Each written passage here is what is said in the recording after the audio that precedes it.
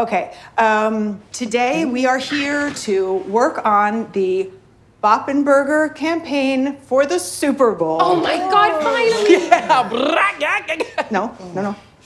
Sorry, Monica, continue. This is massive exposure and could land us a Super Admiral Award. You guys, don't get me wrong, social media is cool and all, but this is like my dream, you know? This is what I went to school for, to be working on campaigns and pitching. Hon, we don't need an autobiography. Okay, we are going to be working on this campaign nonstop for the next 6 months. Pass. Yeah, me too. I'm solo Pauline. We're not into commitment. No is not an option.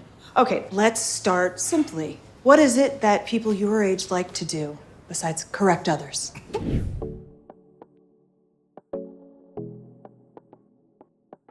I mean, I think a lot of it is in Monica's frustration with, with a young person who's just started out who expects that they should now be running the show without really, having paid dues and without the experience. I mean, I find it fascinating when I come across someone with incredible confidence who has no business having any. I'm like, I still don't have confidence, and I've been doing this for a million years. So that's, that sort of lack of understanding how can you feel so sure of yourself, yet it's impressive. It's kind of great. It's kind of cool. And, to be able to go through your 20s with more confidence than I came up with is like wonderful. So there's sort of a conflict there. Yeah, that's the thing I would say, whether their confidence is misplaced or real, it is kind of just like, you just kind of look at them just like, huh, I wish I did this when I was 20. Yeah. But no.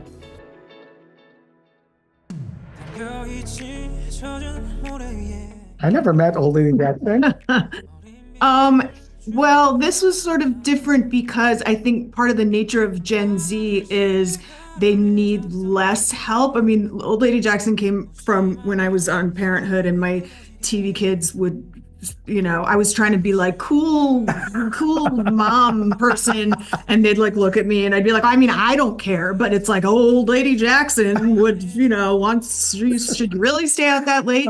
These cast members are much more self-assured. I think in small moments, if we were doing publicity or whatever and somebody felt uncomfortable, I would try my best to just be supportive and be like, well, don't do that then. You can say no. You don't have to, some of it is just if you have less experience, you're not sure what you're allowed to ask for. And but they're even Anna, who's like, this is her first thing. They come with a lot of good sense of themselves and confidence and security, and so they're gonna do fine. It's so fun to be there at the start of somebody's career, and we all just enjoyed each other.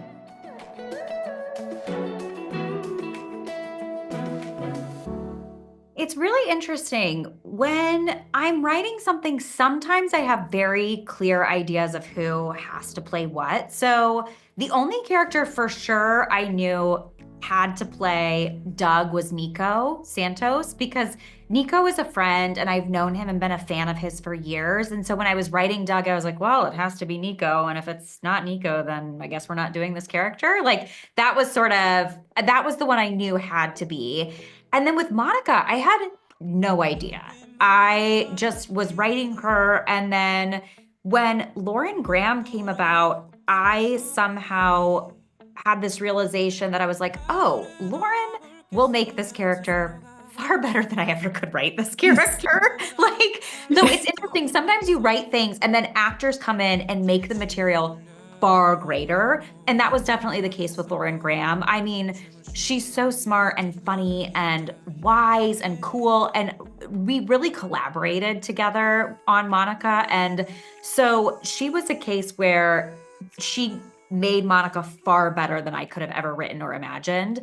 And then with the Gen Z kids, it was really interesting because Friska, I wasn't really sure. And then Madison came about kind of late in the process. My agent sent me her tape and I saw her and I was like, well, this woman is cool and smart and all the things. And she came in and she auditioned and was like so effortless. And she came in like a workout thing and she was like, hey, how's it going? And I was like, hey, how is it going? Like I was way weirder than she was. And then Elliot, so I had a very clear idea of what I wanted Elliot to be. And I was sort of imagining like a Troye Sivan type.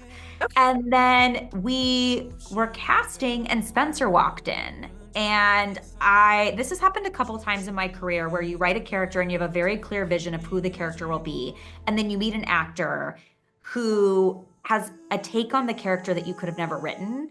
And that was Spencer. Spencer came in and he was tall and masculine, but feminine and funny and cool. And I was like, this is Elliot.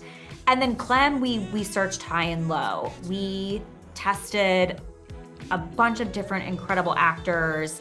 And then I was also looking on Instagram and TikTok at different Gen Z kids.